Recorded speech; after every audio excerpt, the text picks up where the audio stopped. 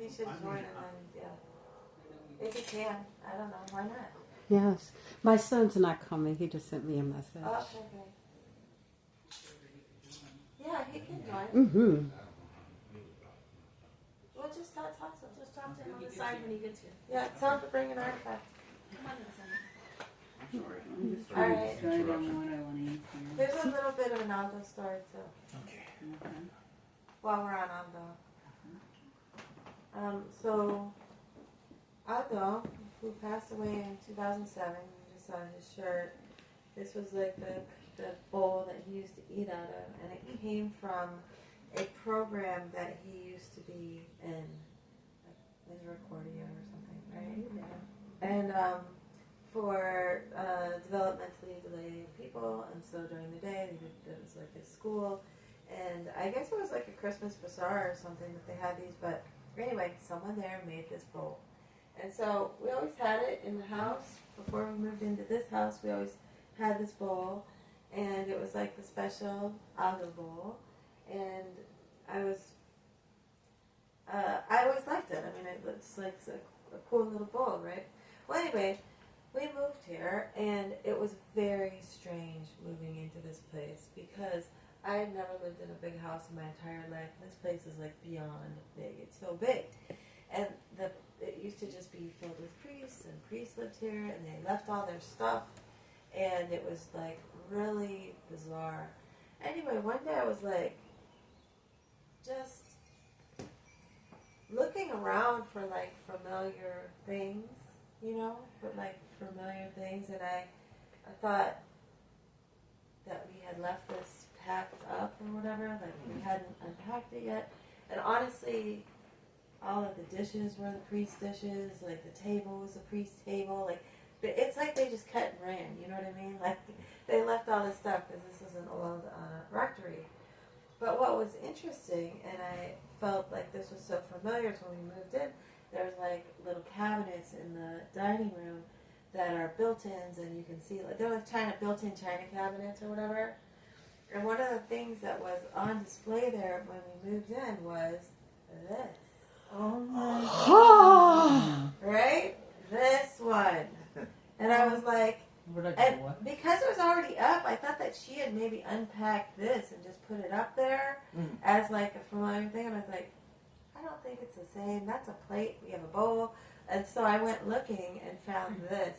And I felt like it was such a sign that we were meant to be here, that we have something to do in this house. Yeah. And there were many signs in that way. Yeah. But there was lots of signs that made this place kind of creepy. It was like pretty haunted. It was like it's filled with wood paneling. It was like a lot of weird stuff about this house.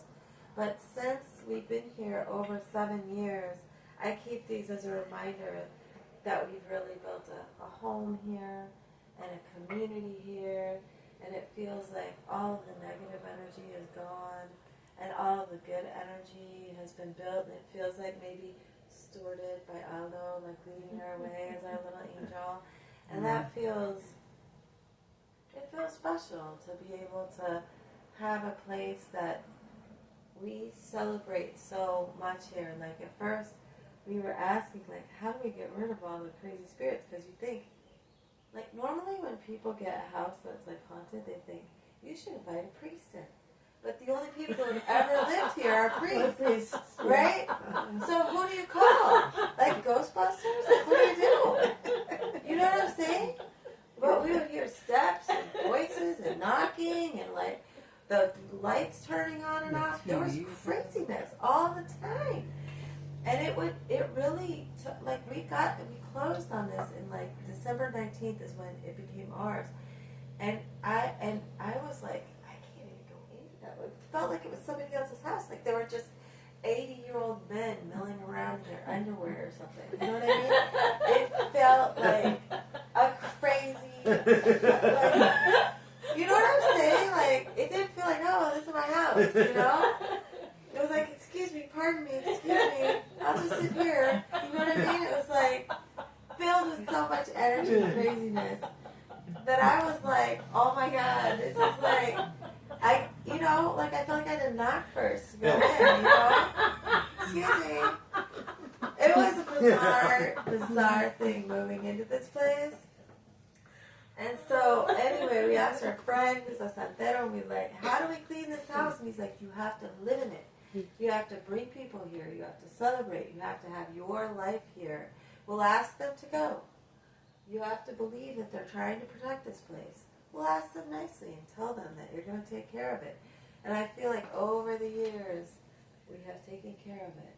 And over the years, we have shown that we are really caring for this place and using it as a place for community and love and to build positivity and all of those things.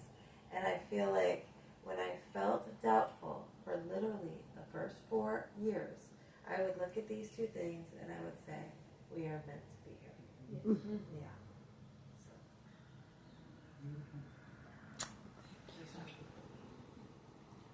I mean, if He had many meals in those bowls. you're, His avena in the morning. Avena Boricua. Yeah, my mom Yeah. would do with my cena. if you're interested in this one too. They have to be. I can't believe it. Isn't that a crazy story? You never heard of that? I did, I got it. Oh, That's It's crazy. it's send it up just for us. I inherited that bowl. I couldn't believe it. I was like, Yeah. It's the same.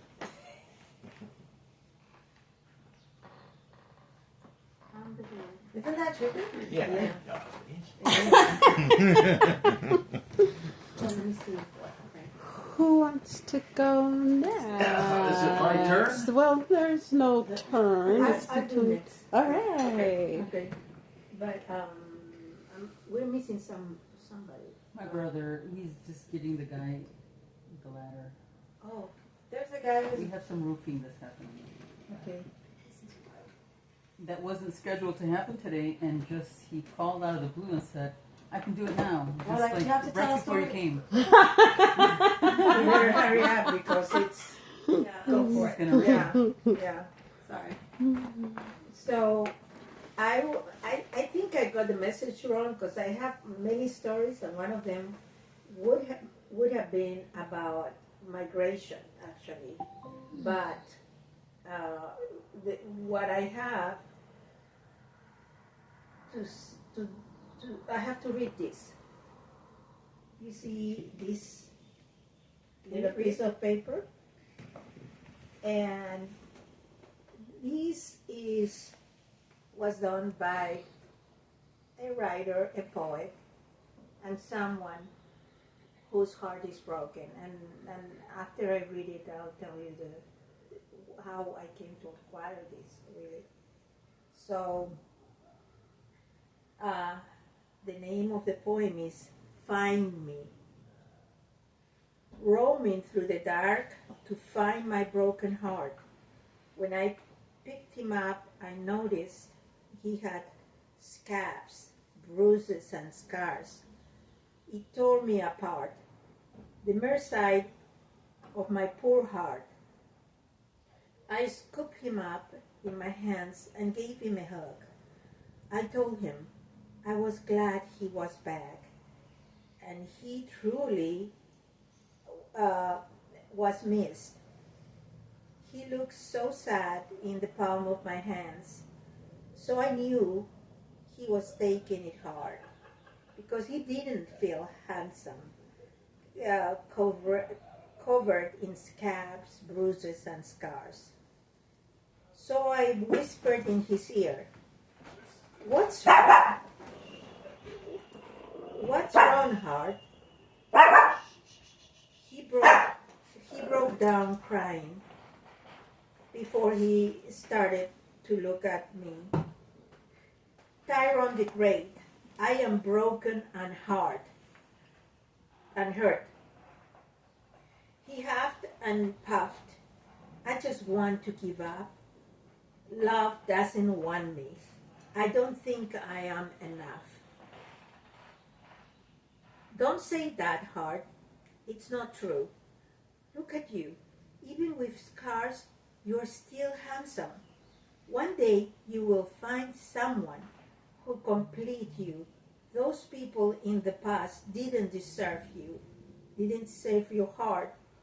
They only slowed you. I wiped his tears and laid him on my chest.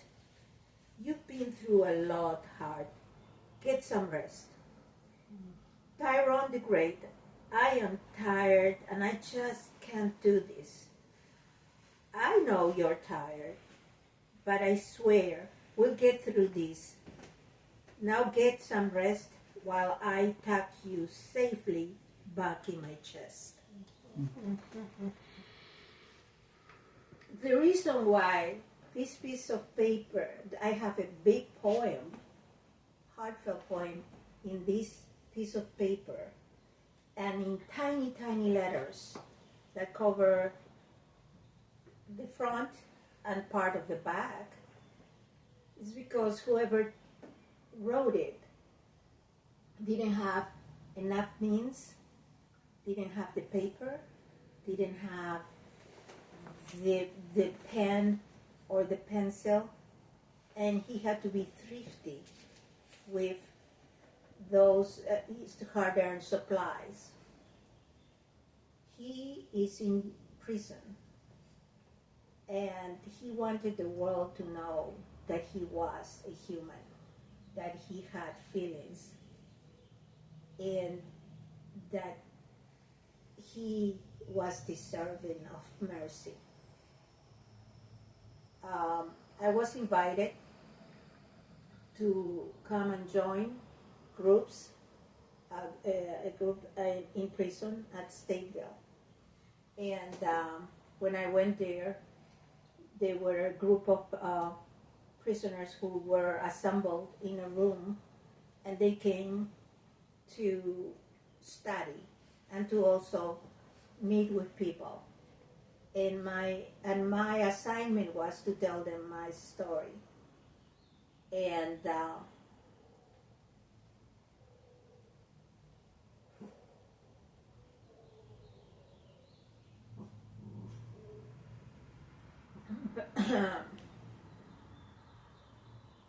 and what amazed me was that they would cling onto every word I had to say, like I was the most important person in the room. And I was, it really surprised me. And I told them my story, and I told them that I believe that they had also read somehow from the newspaper my story, and my story is of forgiveness, and that I believe in second chances, and I told them that their mothers and me had so much in common, right? So, and it was those visits were so important for me because it told me that proximity is the most important thing we can do in our lives with people who are not like us, because we are not exactly the same, but we have the same issues in smaller or big ways, and that we can resolve together. And we have to listen to each other, and we have to give grace whenever possible. And there are humans in prison who are deserving of second chances, who are humans, who are loving, who have people who love them, families who love them. And it's important to forgive, and it's important to sit at the table and atone for what you did. I'm not saying forgiveness is not forgetting what happened. It is giving space for atonement and for working on our issues within community. So this is the story of this little paper.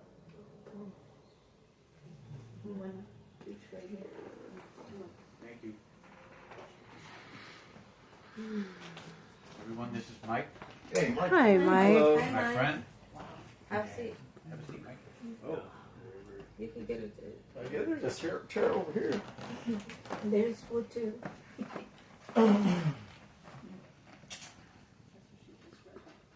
We're bringing an artifact. It's like show and tell. Yes. You get Yeah, it is. You It get is. 5 minutes to talk about something that you bring a story about it. So she told a story of a poem that was written by a man in prison that she This is befriended. amazing. And I brought a story. She brought a story of that shirt. So just Carlos brought the story of the guitar, like that.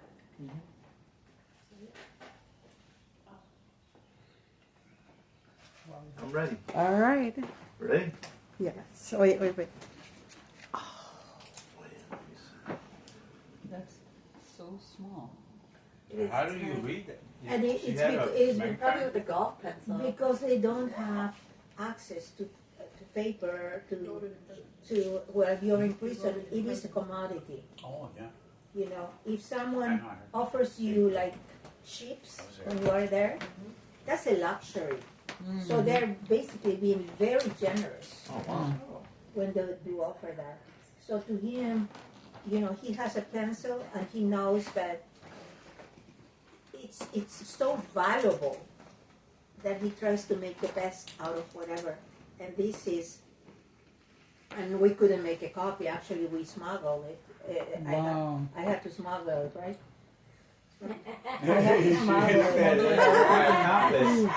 Yeah. So, but I always. I didn't see I nothing. speak no evil. Yeah, Don't be into It's beautiful, Lydia. It is beautiful. Oh, so Mike, the other thing is that it's 5 minutes uninterrupted. So he's gonna tell a story, and we all are invited to just listen. All right, this is one of many stories. I kind of chose to go last because once I start talking, I don't know when to shut up. So my name is Stephen Powensky. That's Stephen with a PH.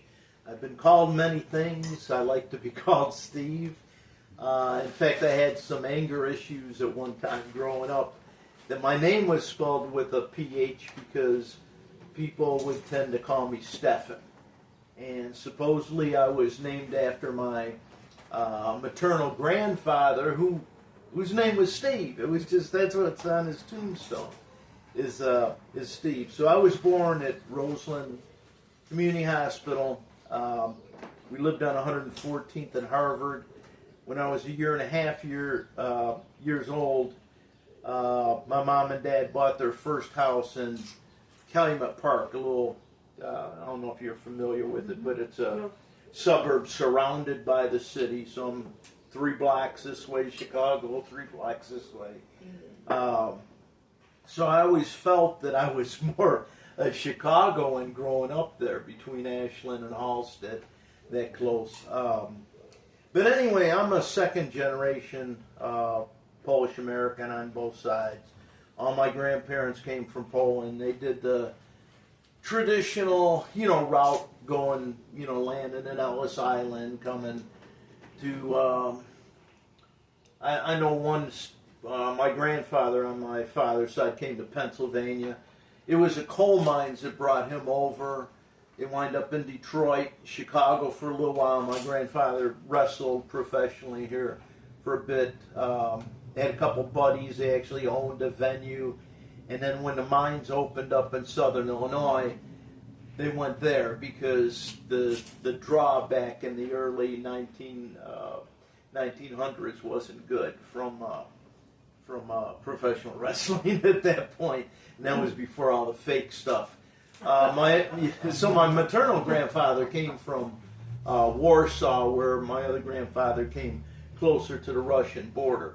He left at age 13, him and his 16-year-old uncle. They had to run because the Tsar, this is pre-revolution, the Tsar was coming in to get them to conscript them in the army.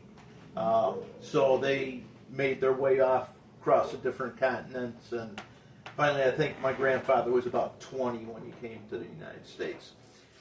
So both my parents at one point were in Southern Illinois. My mom came to the Roseland community when she was 14 to live with an aunt and go to school here. My dad came after World War II with about 25 other guys, including his older brother, looking for work. He worked for a long time at 33rd in California on the side of Canal. Now, the artifact that I brought is this old, and it doesn't look old because it almost looks brand new. The case looks old, but this was my father's tool for like pulling hooks out of fish and knives and stuff. He loved knives. His father wound up leaving the mines after a short period of time, the second time, and started a junkyard, kind of like Sanford and Son scrapyard around the house. My other grandfather stayed with the mines till he was about 70 years old. Wow. He wound up dying of black lung disease at 79. He would fish every day, and that's what I'm trying to segue into, is that my dad, growing up during the Depression, they had to forage for food and so forth. He was one of 8 children, and then my grandmother, her mother had passed away, and my grandfather took in her brothers and sisters. So there was like 12 kids that they raised during the Depression. So my dad, would hunt rabbits, squirrels, raccoons. I have a picture of his youngest brother with a couple dead raccoons that he shot. And fish, he loved to fish. So at an early age, when I would go to visit relatives in Southern Illinois, he would take me fishing, and I just grew to love it. At a certain point in life, when I was in high school, I was cross-country and track athlete, and I was getting pretty good at it, and actually competed till I was almost 40. So I didn't fish much during those years, but it was after, when I had to stop because of an injury, that I started to pick it up, and then I had a son of my own and daughter that I would take out, to Montrose Harbor and so forth. And now that I'm retired, I really embraced it again. My parents never left the neighborhood. My dad passed in 2009. My daughter stayed in the house for a little while, and I had a friend stay there, and then I had another situation there that didn't work out, and I finally just moved my stuff back in that house. So slowly, when I have the time, do a few things there, and I'm finding things that my dad had because he left stuff. One item I could have brought, but chose not to. I found a ordnance, from World War II in there. And I just literally found that last night when I was cleaning out in back where he used to make beer and wine in the basement, and it was at the bottom of a crock pot. But I've gone through some ups and downs in life, and fishing's one of the things I find most relaxing. Most of the time I go by myself. And, sometimes I'll just go for a couple hours, sometimes I'll go for a whole day. And it's just something that was handed down. My maternal grandfather, he fished almost every day. We'd go to visit, and I couldn't wait to go fishing. He'd get off work at the mines, go have some beers, come back, and, hey, Steve, they call me Stevie. And he'd pull these cane poles out of his garage and strap them to the side of, the car and go out to one of the lakes. So, is my time up? See how quickly it goes. All right. So I'll pass this around. My artifact.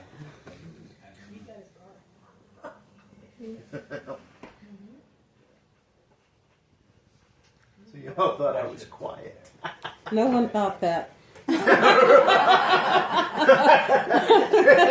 He's just sitting back there. I think That's a beauty. we've all taken a turn, Mike, and I don't know if you're interested in going at this point. Sure. You seem like you can spin a yarn. Do you have anything in your cart, perhaps? Or a that you might picture in your Or phone. your car. My car is. Your car is an artifact. I did bring an artifact because Carlos had mentioned that I should bring an artifact. Oh, This is something I found on the side of the highway. A dryer? What? Is that a radar gun? It is some sort of vibrating thing to relax your muscles. Oh wow. fantastic. So, Really? and I don't know if you guys want to pass it around. It's pretty broken. Oh, okay.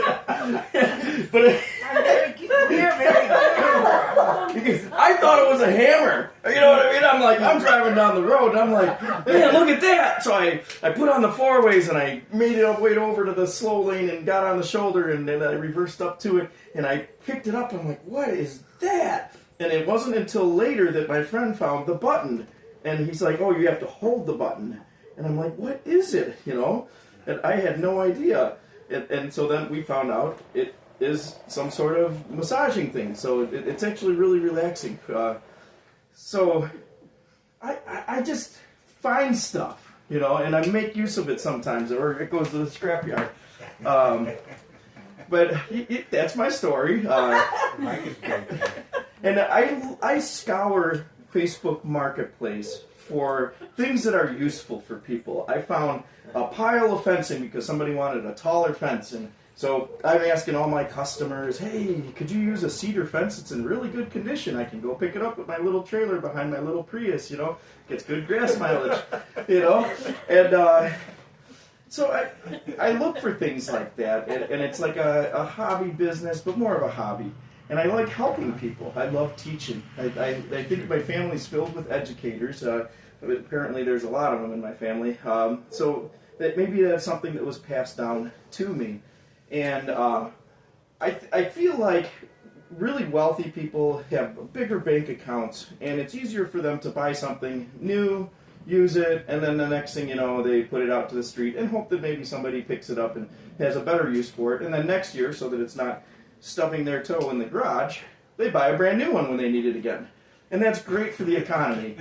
But people that don't have big bank accounts, I found that they, I wouldn't say hoard, but they start collecting things because someday they could use them. And it would be my hope that there would be a property tax free place where we could just have a massive amount of this stored, similar to Goodwill. And so, like, I wish the best, because there's so much stuff that is just wasted that could help people that don't have the storage space and live in a small apartment like me. So that's where I have my desires, is to help people, to educate. Where am I from? I was born in Harvey at Ingalls Hospital, and I was raised at 12244 Harvard Street. Okay. Very similar. I have 7404 Harvard. I also have a customer that I cut trees for and rewired 2 flats of their house to be less electrical contractor. So that was my grandmother's house, and she would yell at me when I was a little kid. She'd say, "Michael, get down out of that tree. It's time for supper." And I'd climb all the way up, and it was the highest point. It was at one of those Frank Lloyd Wright houses. I could see Lake Michigan from there. It was great. They had sand soil. Grandpa, he retired from the Navy after 60-something years, and he joined in the ROTC and met my grandmother there. And actually, my uncle started dating my grandma first, but he ended up marrying my grandma. And they met in the ROTC at the Navy Yard in North Chicago. And I don't know how it happened, but I'm here and I'm alive. And they actually gifted, the Navy, when he retired, gifted a wooden boat, which is now on the side of the road in Michigan, but that's a different story. And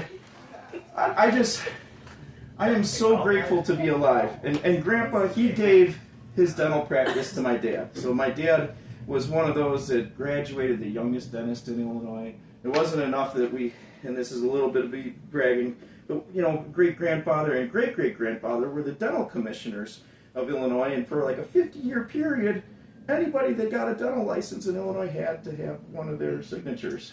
So it was really cool. When I was a little kid, I was looking through all the letters of moral character for dentists that came from out of state that were applying for a license, and they'd have to have letters from many people of notability in the town, including preachers and things like that, before they could even apply for the license. So I was like, that's really cool. And then I was looking at Grandpa's prescriptions for cocaine, and I was like, wow, okay. Grandma's house was a wonder. They had this plaster that Grandpa used to plaster the walls with, and it said asbestos plaster. And they said, we can't buy that anymore. Don't lose that. Don't open it. Don't play with it. But there was a ping pong table in the basement, and it was great. And Grandpa, he would culture. He would cut past the bulb, and he would clone, and he would culture and breed dahlias. And he had national champions wrapped all the way up the stairwell going up into the old house. And I thought that was awesome because when I was a little kid, the dahlias were so much bigger. And one day my brother, he was swinging at a pine tree with a sickle, big rusty sickle we found in Grandma's basement. And I said, let me. And he ran, and I ran up, and he was full swing, and I guess he lost his balance and missed the tree and caught me in the face. Oh. And the sickle went through my front upper lip and almost into my throat. And my dad practiced something that was not legally, because he was a chemist. He had a chemistry major at Northwestern and stuff. And, I guess it was calcium hydroxinate or something like that. But every dental show that we go to around the country, he shows the x-ray of my face where there's a big void, but yet the tooth is there. And it's slightly solid. And I show them that it has +2 mobility. Right? +2 mobility. Right. And it's been that way for over 35 years. 37 now. Right? So he shows this to... And so I man the booth as he goes and does live surgery at the dental conventions in Salt Lake City and in Chicago and New York and places like that, and teaches other dentists around the world how to do specialized mini implants. And that is one of the things that I love doing. Even though I'm not a dentist, I can at least answer the questions of all the dentists coming up to the table for a short period of time until he gets back from live surgery. And so I love flying. I spent 6 years flying airplanes with no engine at all. And, I had this flight instructor. His name is Bill Helgerson. He just died last month. I went to his funeral. And we started flying together at age 82. That's your timer. That's the timer. Oh, okay, bye. Mike, you were great, man. I love it, man. For real. Thank you, man. Very good, man. I spent a good deal of time in West Fulton Park. I forgot to tell you about the time limit. Grandma had a teaching job at Finger for... Oh yeah, my uncle taught at Finger We for need like to, from we need to 64 to like send your 93. artifact around. I don't know if you guys trust touching this. You might want to take a look. I did find it. I did not put that on the release form. Okay. Mike, you were great, man. Oh my goodness. Honestly. No, that was. All I feel a right. kinship here. Yeah, I don't want you two anywhere near each other. So I have a question, and then we're going to do something. But I'm asking this because this is being recorded. One is, what is a curandera? I have no idea. A curandera is a healer. Can be of any nationality, but in the Puerto Rican community, it's what's called. So my grandmother was a healer. People would come to her, and she would put together kind of like potions and little concoctions together to kind of help. More like a kind of like a napropath in a sense, but back in the day. So yeah, that's curandera. That's what she would do. And what is a santera? Oh, santero? Thank A you. santero is like a spiritual healer. Spiritual healer. But they, so a curandera works more with herbs Right. and the earth to heal, but they also receive, because my grandfather was a curandero. And a santero works more in the spirit realm, and they, they both work. One, the curandera works like it's like the downloads, right? And then the santero works in the spirit realm and More rituals. and goes in that realm to come here to do the work, to help. Like if you have, bad energy, or they work with curses, or they work with things in your homes, or with, those kind. That's specific to their work. All right. So I wanted to, trying to think of things that people might not know. So I did want to get that on video. All right. So now what I'm going to ask you to do is, we'll probably just do 2 rounds of this. So with the we're all leaving. So with the person that you're sitting next to, I'm going to change this. I don't know how I'm going to change it, but so that you don't know the person, and we're going to have 2 minutes. So I'm going to come over here. Maybe we should find someone we don't know. Yeah. For 1, 2, 3, 4, it would be like that. We each go to But 5. so like But I don't know. I know We don't know you guys. anybody. You can go to yeah. Oh yeah, so there's 1, 2, 3, 4 that know less. You know him, but so. And then okay. So who are you going to?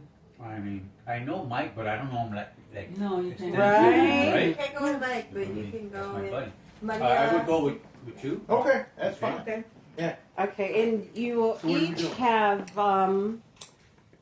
We will each have 2 minutes to ask anything that we want to ask. It can be either about what we shared or anything else that you want to know about. You should go with her. Yeah, go with you. And Elena, you can go with I'll mine. go with Mike And I'll go with you. Sounds good. Look at Okay. that. That worked out so well. All right. We need to do. All right. So I get back to hear your story, though. Yeah. So So where are we? okay. I can ask you anything. You can't. My story was probably, and I'm not even kidding. It's probably the most boring, mundane out of all these stories. Everybody has such wonderful stories, So, and so you said you lived in the park. So yeah, so you can ask each other whatever you want to ask. Anything. Yeah, yep. But you, yes. So just balance it out. But I talked about being disabled and having ADHD and flunking out of college. It's funny now because I just got my doctoral degree, but it was a long journey to that because I didn't know that I had ADHD or auditory processing or any of these things that go along with Did you it. understand why you And I remember Okay, couldn't or didn't graduate? Did you Yeah. understand that? No. Did you blame yourself? Oh, of course, and that's what I talked about, that it was so hard because I love learning. I love words. I love everything about connecting and research and science. And I love those things. And so when I couldn't figure any of and it wasn't the work, so it wasn't hard at all. It wasn't like I needed a test or anything like that.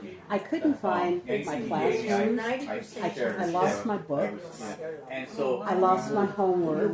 And so it was little things like that now, for me now the cell phone is my accommodation to I that. wanted to tie that I'm in gonna real ask quick you now. because those are literally the nightmares. Oh, they said, yeah, pliers. Literally, and when I it's have a got, nightmare or some recurring one, knives and I stuff. said I can't find my classroom. Yeah, yeah, I lost Yeah. my work. yeah. Complete my homework. Yeah, Yeah, I I've got. just literally Yeah, I everything just you brought said this is one from today. my I keep this in the nightmares. car. And then I I've got always felt others like, that I why do they keep doing use. the same thing? Yeah. Because I this didn't is finish one of the college ones either. that's Okay, special. Mine okay. was though I try based on not like to trauma use and as much. PTSD. Yeah. Because Couldn't. I just sometimes I go fishing and I just throw all these stuff in a years bucket later I and blame dump. myself. And I don't want to get I've any done chance of this everything I possibly rusting. can to Right, right. So Right. it's got. excel Yes, as it's an got artist some of and that, but a I keep this in musician. the car But for I'm like like you. emergencies.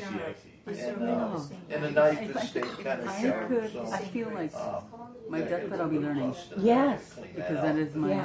Yeah. that's Okay, like what do you fish at? a beautiful gift. Or do you Well, want like to Indiana? Although I'm struggling now. Oh yeah, I haven't I feel that fished it's ever menopause. in And Indiana. my memory I used to fish a lot. hard. It's like hard to remember things, and I want Like to up go on the back. north side, But I just feel like I want to forget everything as it is. So I do congratulations plan on on that. I going think it's amazing. in Well, it's so funny to me now to what they because, call the like I North said, I haven't been there. we have a We minute, went- 1 minute to Okay, finish we up went, because I scouted feel it like the other day. Most you fishing know, now is in southern Illinois. I was doomed. I was so sad when I I couldn't like- go to school. I didn't even Yeah, want the especially degree. I Kansas. just wanted to be in that place of learning, and I couldn't because I couldn't do these things. And then the cell phone made everything happen for me because my books Yeah, were but here, they're Oh, my wow. homework was here, Oh yeah, my and the one maps they were sell in the here, stores are all and farm.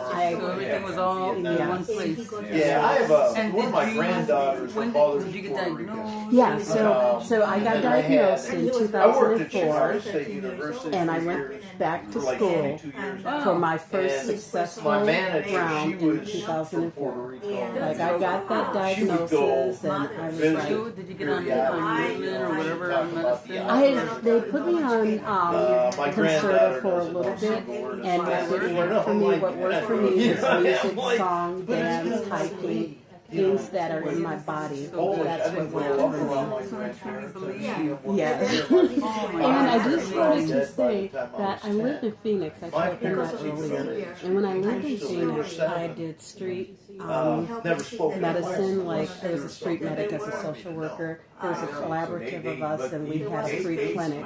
And in the free clinic, we did other modalities. And this was like 2013 to 2017 that the clinic was open doing this.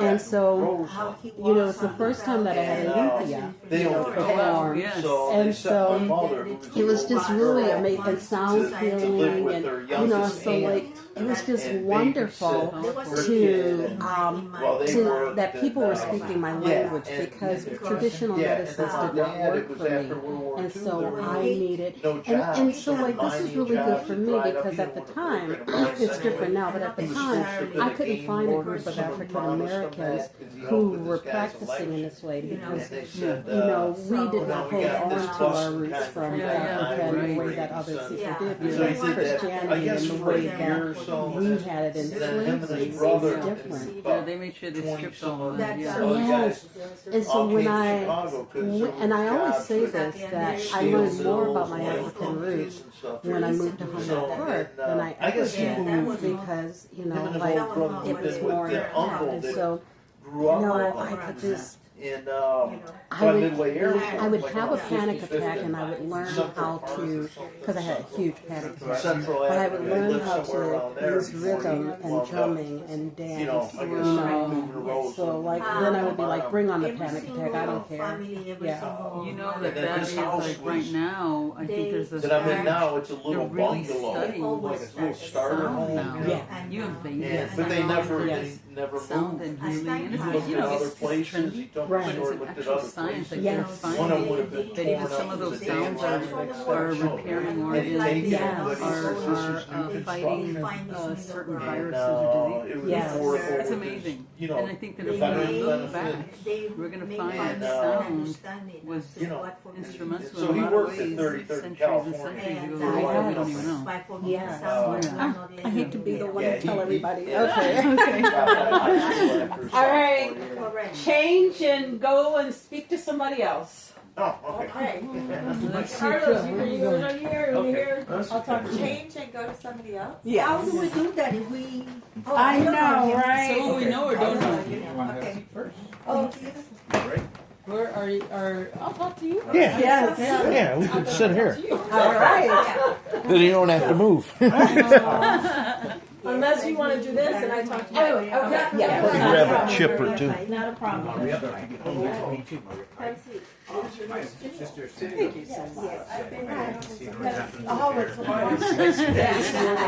What's your name? I see you now. That's right, Steve. Slipping and sliding, but it's What can I tell you? Here. I was there back in Oh, yes, I was curious about that. Tell me more. I was in Key West. Here. I could see G-Dorm that. and IHOuse. Back then was set. I did a year and a half. Before we moved in, I was always on the third floor of the studio painting. I don't know, you didn't have a video. And I was getting ready so that I can have my space. And I haven't tendency to love dim lighting and love darkness. So I walk through the I go hiking late at night with no flashlight. I love the challenge of my senses. That's really the reason. And so I was doing that. I was just counting steps. I was looking at count the steps to see if I knew how many there were, so that I could not trip. That was my thing, going up and down. four squares. One day, I go upstairs, all the lights are off in the house. I'm upstairs, but I have a little lamp on. Okay, all right. And I'm working on something, and I'm swatting, and I'm hammering, and whatever. Their predispositions And I to start like to you think hear they're like two footsteps. babies and Behind I me. see you and That From used far to away. be like sad. looking And at I just everything and got everyone's up like and I screaming and howling. nothing. It's like, get me And out they of had here. music. Back to doing whatever. That's how I hear the footsteps. No, but back then so they like- had Look, nothing. Key West, leadership, Now I'm listening. I hear them go all the way And up the to follower, They're right behind me. yeah. And I can hear that And then there's a change in the sound around me. It's as if someone And you can just tell. Sound changed, and I was like, someone is literally right next to me. Turn around, there's no one there, and I was like, oh. they have this garden. That was the first time. taking every And I didn't tell her then. I didn't want her to freak out. When I'm Then my mom came over. And my mom is very intuitive and practical, but doesn't work on any. It's a lot of visual things. And she could see beyond what we see. Oh, and And the she stage came, and we're talking, and she leaves, and she calls me back, she's like, like that, yeah. I just wanted you to know that I had a vision that I could see that on your window, right there, second level, three priests, and you know, whatever it might be. okay, that's weird. Wine glasses, anything, and just Then we had somebody come here, she was cleaning, whatever, they're like, there are three priests that do not live in the house. Relationship. Really? Yes, and he's like, and the nuns live upstairs, third floor. Yeah, cheerleaders, but they're They emotional, don't right? want to But they leave. will One of them leave, said right? They got it, so they right? know that they're taking care of the house. And You know? analytical. Really? That's on that floor. And then the race car Whatever was on the second and first floor And they would flood was it. more Alright, so that 20 seconds, everyone. All right. Joe Let's switch it. I want to know about you. Oh, okay. Well, I've lived in two haunted houses. Yeah, actually, so one of them was a flat. Both of them were on the north side of Chicago. Because at one point I moved north along the lakefront. So the house is built in like 1886. It had 3 floors. I lived on the first floor, and it had an active fireplace. It was cool. But I only stayed there. Well, I only stayed there a year.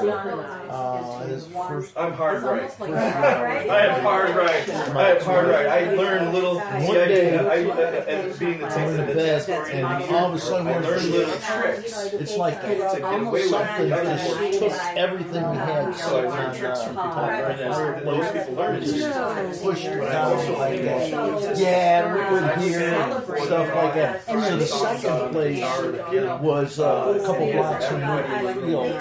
That was an old two flat what's a wood happening house. part of our brain. And as we you just felt this presence, especially in one of the rooms. There were 3 small bedrooms, and that front bedroom closest to under the stairs, that was the one. So one day, my ex-wife's nephew came from Milwaukee. He was a young kid at the time, and we didn't tell him anything about that. He slept in the room, and he said there was Oh my someone goodness! putting their hand on And he just the kept bed, going. pressing And not down. in time. And But he just kept that's saying something exactly funny some or of the something stuff. funny. Yeah. Well, this is definitely last year. Here they got they would grab and clear. So she's married. She's married a surgeon. Time. Okay, so this is the time when we just kind of reflect all together and what we've just done together. And so, so now we get to have conversation. I won't time anybody. You can ask any questions that you want or anything. I'm still going to record you. So, what are your thoughts about what you just went through? Pretty cool. Yeah, I thought it was Yeah. fun. I love listening to. Well, that's one of my favorite things to do is listen to people's stories, and not only visualizing what they're describing, but also seeing how their eyes light up, or how they relive it, and I feel their emotion. I just love that kind of sharing so much, and then I thought it was over until this little part, which was so much fun to learn a little bit more about you guys in detail and ask the questions and share a little bit more about myself. I think that's beautiful, and I especially like that it's happening here in this house. Honestly, Yeah. it's really nice. Yeah. So we paired up a little bit. Is there anyone that you want to ask a question of that you didn't get a chance to? Steve? Oh, do you want to ask me a question? Yeah, my memory is horrible. Yeah. What did you do for a living? Which career? Oh, Eddie. So I'm a graduate of Chicago State University. I went to. Can I make this long or short? Sure. Okay, all right. So I was in banking for like banking and finance for like 21 years. I worked at Continental Bank / Bank of America for 18. Then tried to do something with a firm where I was selling mutual funds and so forth. And then I went back to Chicago State, started coaching track and cross country, basically as a volunteer. And then I needed a full-time job, and one came up in the admissions office. So I worked at Chicago State for 22 years. Right before I retired, I was interim director of admissions the last 3 years. Wow. There, yeah. So 2 different careers, none of which I went to school for. Because one, I went to school because Vietnam was going on, but I was an athlete, and I just wanted to go. I didn't. Yeah.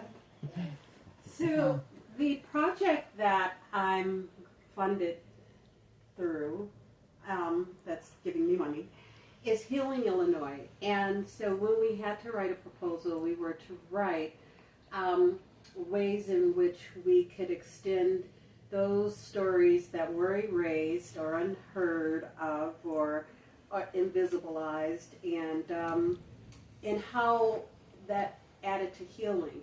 What do you think happens in spaces like this that contributes to healing? Synchronicity. Yeah, right? Yeah. Because you end up finding that someone might have had an experience that you could tap into, and then something be relatable for something that you're maybe either have processed or haven't processed. And you don't know that until you have a conversation. Points of view on proximity. Because we're listening to each other's story, and they're all different, but yet we all come to the same point, which is we're getting together and understanding each other in the process of telling our stories. So true. So, like, I don't know about you all, but my day before arriving here was rushed, and, you know, like, there were a couple of meetings that I had that were difficult, and I'm always nervous when I have to do a group. I really am. But I think about the way that I entered this space and how I feel now, and it's such a totally different feeling. Does anyone else? Yeah. Absolutely. Yeah. It's like, can I add? Sure. Like in the beginning, it's like just difficult to get anything out, you know, and that's why my story was so brief, you know. But you know, as it goes along, you know, and you start feeling more relaxed, you see that people are telling, you know, they're coming out with stories, and you just say to yourself, "Oh, mine ain't that bizarre, anyways," you know. Stuff like that. So it makes it easier to you know. Just hang out. Yeah, absolutely. I had a good time. Yeah. And I Thank you. think there's something to be said about the exchange that happens energetically, like how when our fields kind of join together, and we have, I think, the right intentions, or you know, our guards are down and we're vulnerable. I think that there's a beautiful exchange that happens because right away I felt it right away, and the moment I put mine down, I can kind of feel the space, and I think that to me is for me where I felt like that healing, and the healing for me was just like putting the guard down, feeling, you know, kindness, the gentleness, the love, and being able to see everybody for who they are instead of who I think they might be, you know. And so yeah, I thought that was just beautiful. I think also we heal in community, and when everybody's head is down in their phone, we don't get the chance to really sink into all of the wealth that's all around us in each other. And so there's like this, just a wealth of perspectives and resources and hearts and minds and abilities that we don't take time to really tap into. And this is such a beautiful way to just like listen to these little stories, and it helps everybody feel closer and a greater sense of community. I could see how it would, like, I don't know about all of you, but how easier it would be to put our guards down after this. Walking into another space and you see a stranger and then just be like, how you doing? You know, and tell a story or just talk. You got anything in your purse?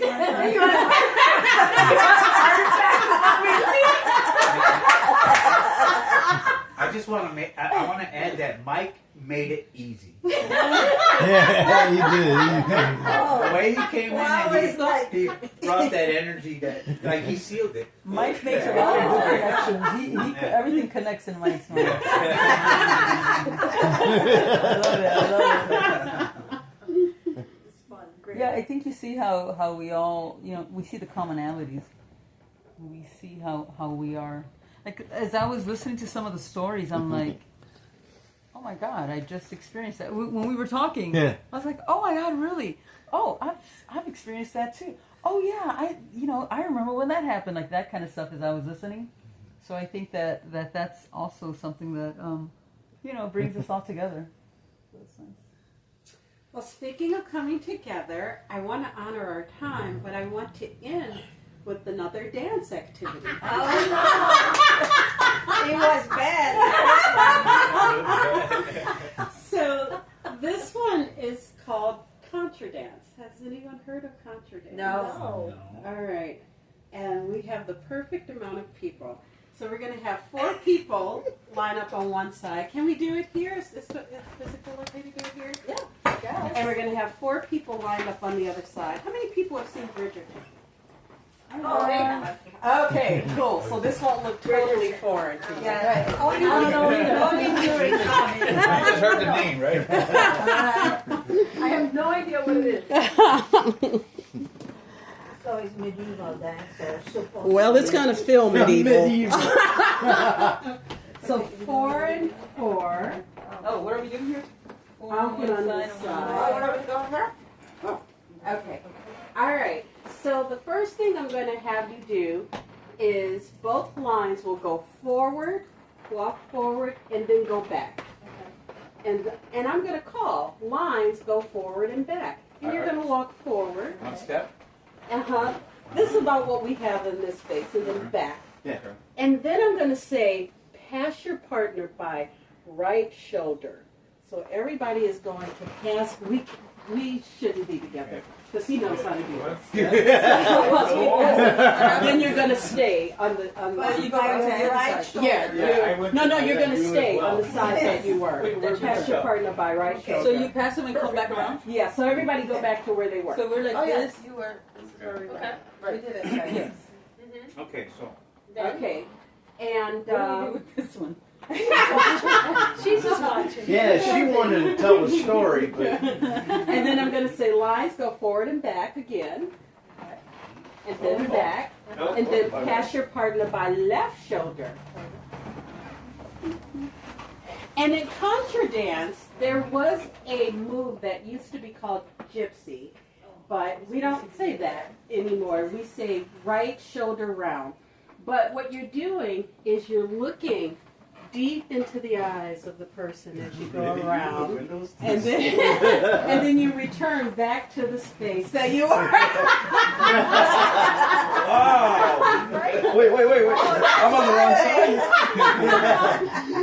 And then you're going to swing your partner. Skip And so you can swing so you can swing like this with 2 hands, Right. Okay. Okay. or you can do an arm swing, Okay. I want to do an arm swing. or you can do like a ballroom swing, like that. All right. But then you go around, you go right back to where you were. And then, who do you imagine is the top couple? Top couple? Yes. First one. The top couple is there. And I will say, Great! top couple come down. Thank you. And the two of you are the will prize. join hands in. We are going to build a bridge for you to go under. Okay. And then you're just going to sashay or soul train line or however you get down. Okay. And Okay. then we're going to move up. we're going. And we're going to start it all over Okay. again. First we do the swing, right? Oh my So she's God. going down first. Swing. So the first thing we do is lines go forward and back. Okay. Go Do you need some forward music? and back. I got the music. Okay. Okay. And then pass your partner by right shoulder. Yes. Right. And Right. stay there. Stay And there. stay there. Stay there. Then Pass and forward and stay. back. Okay. Uh-huh. Lines No, go but she's forward and forward, back. She's back on her. Back. Forward. Then we're going to And then pass your partner by left shoulder and stay there. Just stay there. All right. Okay. And then you're going to right shoulder round your partner. Right shoulder round. And then you're going to swing your partner however you want to swing. And then you're going to build a tunnel. Okay. And then the top we couple dance. come on down. Yeah!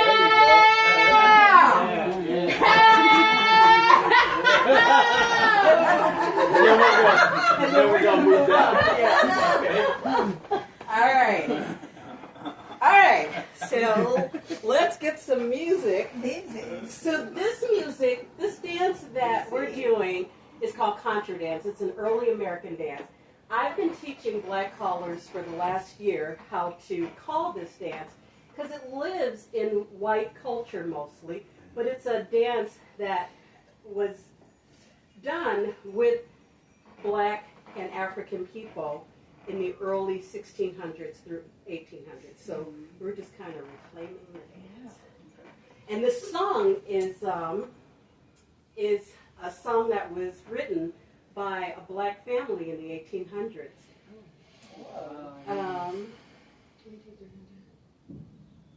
Just a moment. I'm going to leave that to you. Right shoulder. then Front and back. Yes. shoulder, And around. then Front and back. Then we stare at each other. they That's stare at sweet. each other, Then and like then a they duel, slowly almost. swing I don't like the swinging. I don't like the way you swing. I'm curious what this song's gonna be. It's really fun.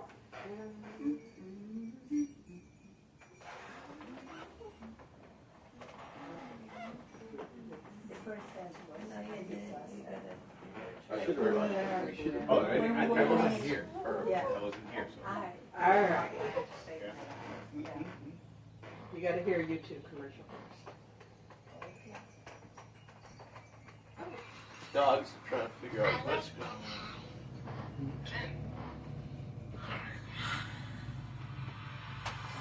And I will coach you in. It doesn't have like a natural start to it. All right, here we are.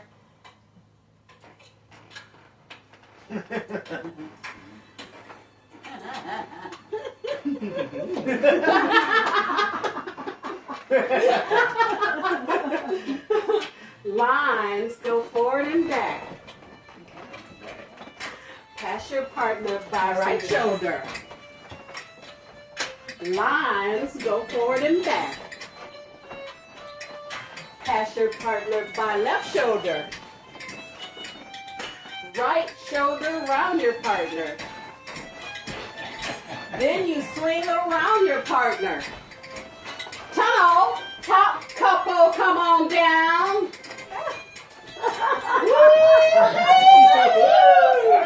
Yeah, yeah. Lines go forward and back. Forward and back. Pass your partner by right shoulder. We're confused. Come on, come on. Lines go forward and back. Left, left, left. Pass your partner by left shoulder. Right shoulder around your partner. Then you swing around your partner. Tunnel, top, couple, come down. Make it. Woo! Come on now, lines go forward and back. Right shoulder, pass your partner by right shoulder. Get ready, the lines get ready. Lines go forward and back. Left, left, left, left. Pass your partner by left shoulder. Right shoulder round. Right shoulder around your partner. Swing. Then you swing around your partner. Tunnel. Couple, come on down.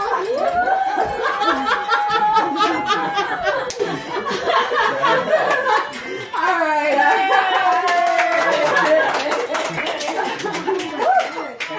Thank you, everyone. It was fun. That's the recruiting piece of this thing.